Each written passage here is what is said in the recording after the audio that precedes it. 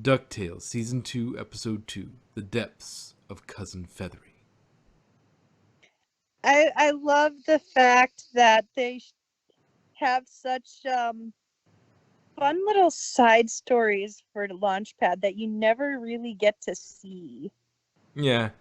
Well, it's not one Like, of those things that there's no way what you're imagining in your head is the most awesome thing you can imagine it to be. So there's no way we could write something more awesome than that. So we might as well just not and just show that something awesome happened and you could fill it in with whatever awesome thing you wanted to have happened. We'll give you some clues, but other than that, we're just gonna let your imagination run wild on what actually happened with him. I love it when they show those things like with they did that with the other cousin, cousin Gander. Yeah, yeah, where they go down to uh Thing essentially it's Macau, but I yeah, think but it was some bird pun or something. macaw. Macaw or something. I don't remember, but yeah, where the House of the Lucky Gander or something like that. Yeah. And but yeah, and then he wanders off to go handle something, and he comes back with all that, all that extra gear on. It's And what, the panda's tied to his back. like, what are you doing, Launchpad? Or do I even want to know?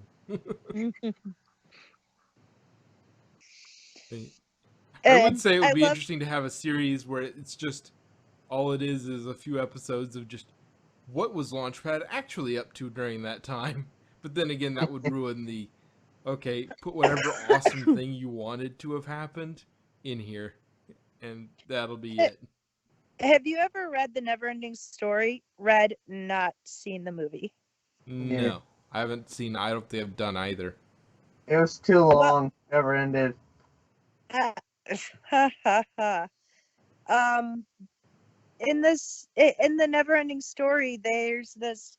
I guess it's a running gag where they tell you about these side characters and give you some backstory and stuff, and then they mention, oh, they wandered off to do this, but that's another story to be told at another time. And then they never tell it, so you just have to. You're left to just imagine what they went off and did. Yeah. They give you like a quick summation of like, oh, they did something or another, but that's a side story, so nah, we're not going to talk about it. Yeah. I always wanted to write a fanfic series revolving around all those side stories, Yeah. but the Launchpad thing is kind of like that, where it's just like, that is another story to be told at another Mm-hmm. time, only never to be told. Yes. The untold stories of Launchpad. McQuack. But yeah, so I like that. Okay, so we begin with them going in and like Huey's licking a log. Okay, you know what I love, and I find this hilarious. They have Dewey, who you always see in his shirt, but no pants. They have him with the towel tied around his waist. and Yeah, there's Huey. And there's Huey licking a giant random freaking piece of wood. Like, just because your uncle is the 10th Doctor doesn't mean you needed to have his oral fixation. yeah, it's just clothing is a weird thing in the duck world. Yeah. It's like, it's kind of like with ponies and that one scene in the Smooth episode where he sucks up all of the. He goes to vacuum up the ooze, and he sucks up her clothing, and she covers herself as if she has some sort of modesty. And it's like, dude, you're naked 90% of the time. Like Yep. her, stop, you're naked. It's like, we're commonly naked. We don't we don't normally wear clothes. But yeah, it's weird, and then It's a tin can yeah, as the cell phone. it's like, and you just see how much Scrooge doesn't want to talk to that person. It's like, okay, Scrooge definitely doesn't want to talk to them. What's the deal here? It's like putting his hat over the phone. It's like,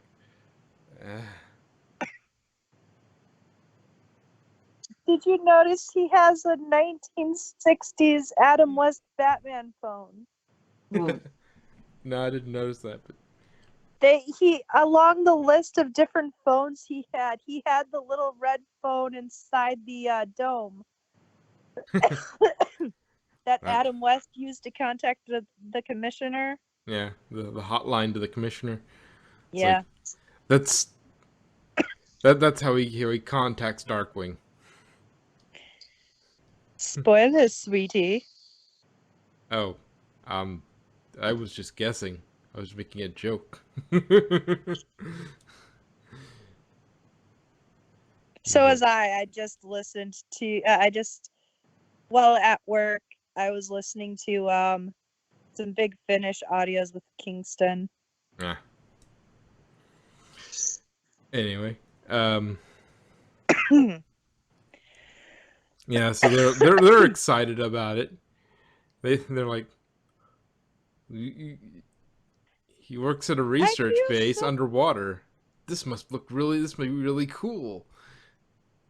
I feel so bad for Launchpad with how manipulated he gets. Yeah, he's exceedingly easily manipulated and misled. Though, because he's just a pure soul. Like, he is so pure. there's not an ounce of deception in that duck. But he's just like the most genuine thing.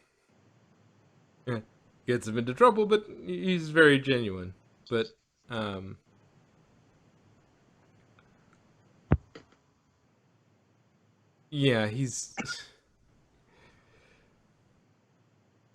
the whole radio incident's like, Launchpad, what are you doing? Radio's down. But and the whole running gag, the entire episode of it's like, Fethry this and is your Huey are future. the same. Especially the Junior Woodchuck handbook, like Echo. It's like it's in stereo. And Huey starts out trying to defend him, like, no, I'm sure there's a perfectly rational explanation for this. I mean, he's a scientist. He's genius. He's talking to a bunch of shrimp. Yes, he's the janitor actually, which it seems to me like he must have been so annoying to Scrooge. He's got to be super annoying to Scrooge in order to get him to actually send him out.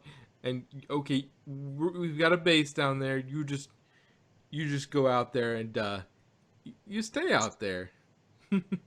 Yes, you live down there and enjoy yourself. Yeah, just don't come back so often. And the entire time they think he's a scientist until it's like, no, I'm just the janitor. Yeah, this is my broom closet. Like,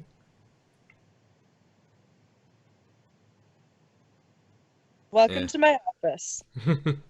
Although, I mean, Gizmo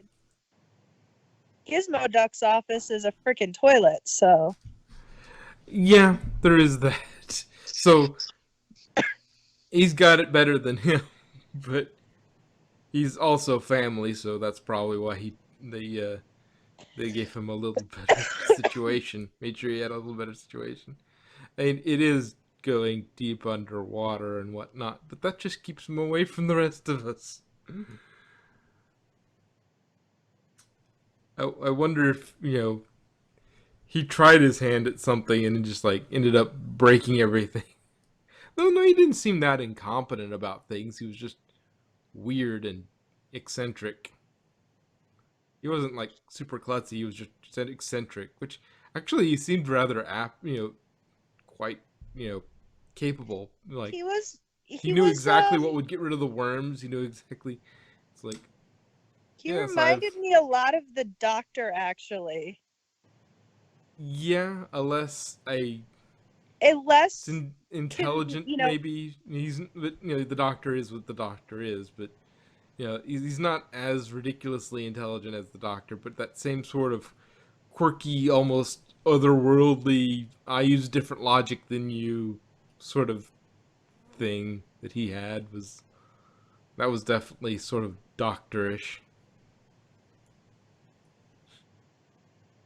that whole thinking outside the box. Yeah, keeping shrimp as bioluminescent shrimp as companions. Like, here's the team. Yeah. Okay. Are It's we like, supposed to eat them or it's like yeah, because the Doctor anthropomorphizes things sometimes that we don't recognize as that, and they turned although out to with be a the lot more Doctor, you got intelligent to than keep in mind technically we're anthropomorphized to him. yeah. Yeah, we're yeah, because we're a different species, and so I mean We're a lesser species to him, so dealing with us is kind of like dealing with, dealing I with the wouldn't say shrimp, the but less worms, so. but like a puppy or something. Yes, Like Missy says, you're the puppy. but but he does like humans, and that's the thing. Yeah. Um, Yeah, well, Fethry really liked those prawn. yeah, maybe a bit too much, but Yeah, maybe a little creepily too much. yeah, but yeah, in the end, his love of shrimp, bioluminescent shrimp, you know, saves the day because that big, gigantic, mutated shrimp Was one of saves his the team. day. Um, what was I gonna say? Um, It had a very, very clear moral in this episode. Don't judge a book by its cover, to be very generic about it. a very odd book. It was still an odd book, but it wasn't. It wasn't as incompetent as and crazy as as they may have feared. Still weird, but oddly competent. Um, Embrace the weird. Just don't embrace the weirdos, because that does not usually turn out well. they might be sticky. Yeah. I mean, just look at Madrock. Meow. Who has become a cat. Something's been bothering me about ducks. So we have Donald Duck, right? Yeah. Where's Daisy Duck? Um. Well, according to like Disney Wikipedia, her twin brother is the triplets dad. Hmm. which just seems really weird to me. Yeah. Which at least makes, which if they, if Donald married Daisy, then they would the kids would still be their nephews, but they would also be in they adopted them. That would be their nephews, but also their kids. So. And actually, they would be, yeah, they would be. They're not identical twins, so that doesn't work. But if they were identical twins, they would be both cousins and siblings. But anyway, anything else on this? I mean, he's going to go off and be a scientist, so No, good it seems luck. like a cute episode. Oh, also, I wanted to say the pressure changes in this episode. Like, how many of them have the bends after this thing?